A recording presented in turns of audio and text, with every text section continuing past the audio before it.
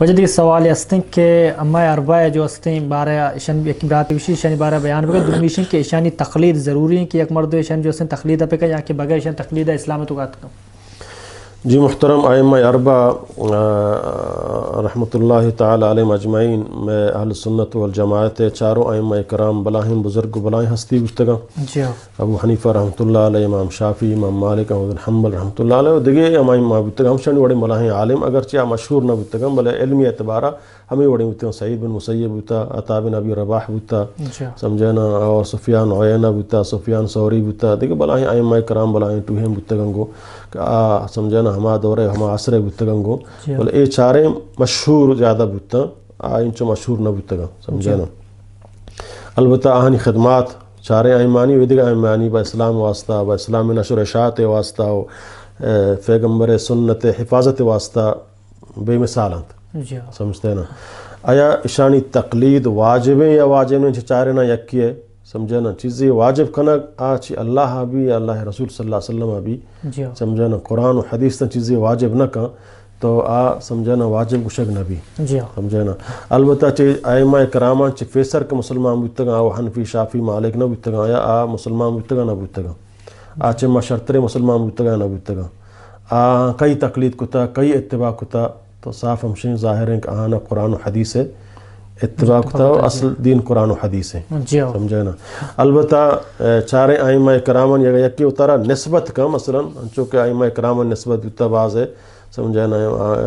ابن تیمیہ وغیرہ حنبلی بودتگاں یا امام سمجھنا حافظ ابن حجر عسقلانی وغیرہ لہتیہ شافعی وشاں سمجھنا. بلے آہن نسبت تقلیدی نسبتی نہ بوتا سمجھنا. انما اتر حنفی وشاں بلے ما اصل دلیل فابندہ کجاک منا دلیل رسط ما ہما دلیل ازوراں سمجھنا تو اے جائز ہیں. بل اگر یکی بخشی کم نہ من بغیر اے امام گفا دیگے ہچ امام گفا نظوراں چاہے صحیح بھی یا غلط بھی من چونک حنفیہ منی سرا واجبین تقلید ابو حنیفہ ای واجب تو سرا وقت کتا اللہ واللہ رسولہ نہ کتا بلکہ اللہ تعالیٰ قرآن تو کا فرمانی اطیعوا اللہ و اطیعوا الرسول اللہ واللہ رسول اطاعت بکنے. اور ائمہ کرامہ ہمارا ہمیں گف جتا سمجھنا بزور چمودہ زرتا ما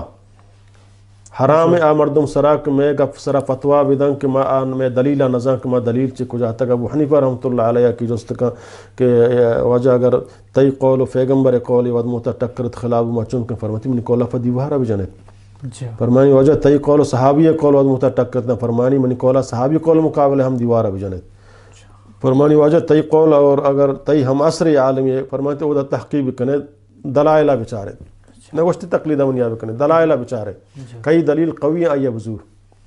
سمجھے نا. تمہا ابو حنیفہ شاگردان گندے امام شافعی امام یوسف و امام محمد رحم اللہ تعالی علیہما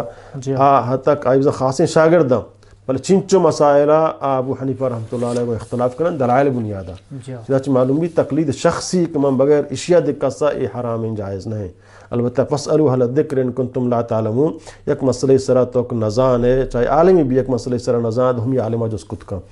سمجھینا دیکھ مذہب ہے سمجھینا کتاباں چارت کت کا مثلا منا یک مسئلہ سمجھینا اگر شیعہ کتب سوکا رسید کہ مائی تقلید مقلد نہ سمجھینا بلے منا اودا رسید بلے منگندہ قرآن منا آزورگی